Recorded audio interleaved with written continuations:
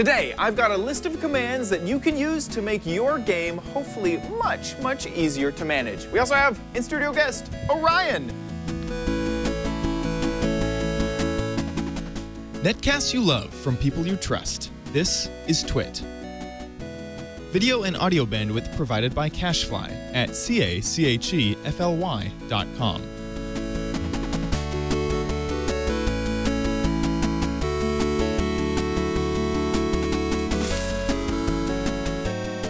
Hello and welcome to OMGcraft. I'm your host, Chad Johnson. I will make you a Minecraft expert in no time. I swear to it. It's gonna happen. Minecraft introduced command blocks a while back, but most people don't know that you can actually use the commands from the command blocks without actually using the command blocks. These can be incredibly helpful. Game rules offer true-false statements. If you want to get technical, those are Booleans. They will also allow you to turn on and off certain features of the game. Now, this can be really useful when making your own maps, especially if you are running a server. So, the first is command block output. This will enable or disable the text output of command blocks. Normally, when you hit one, it'll tell you what it just did, like teleporting you or destroying you or giving you a billion diamonds.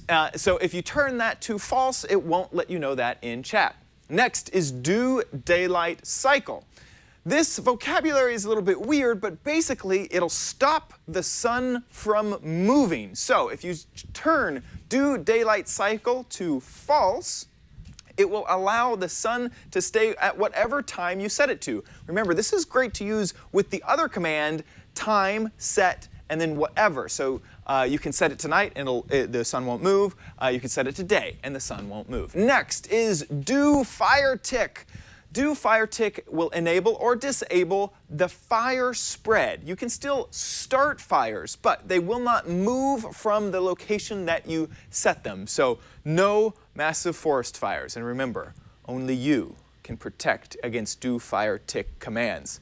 Next is do mob loot. This will allow the mobs, those baddies, zombies and ghasts and things like that, to not drop loot when you kill them. So if you want a server that maybe that people don't get iron or potatoes or carrots from zombies dropping them, you can turn that off with do mob loot. Set it to false. Next is do mob spawning. This will enable or disable the spawning of mobs with the exception of spawn eggs and mob spawners. This is just for the black areas of your game. Next is do tile drops. With this, if you break a block, the item for that block will not fall. This includes TNT, or say you're trying to get stone or any type of ore. When you break the block, no little thing will be put into your inventory. Next is keep inventory, which allows you to keep your inventory upon death. So set that to true if you want to keep your inventory every single time you die. Next is mob griefing. Now this can be a little bit confusing because griefing seems like just making mobs really mean and rude. Well, actually, this turns off the explosions created by blowing up blocks by creepers, ghasts, the wither, also Endermen picking up blocks, and zombies breaking down doors. So this will stop all of those evil mobs from your creations. Next is to allow or disallow players to naturally generate health.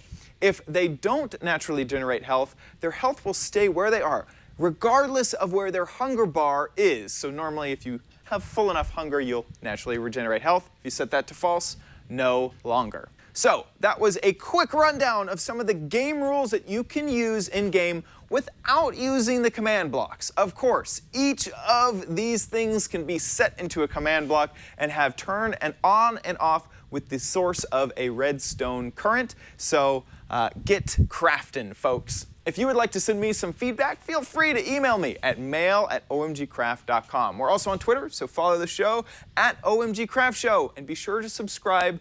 Head on over to twit.tv/OMGcraft to subscribe in all the different video versions, even audio versions, and even on YouTube. Thanks so much for watching. We'll see you next episode. Bye!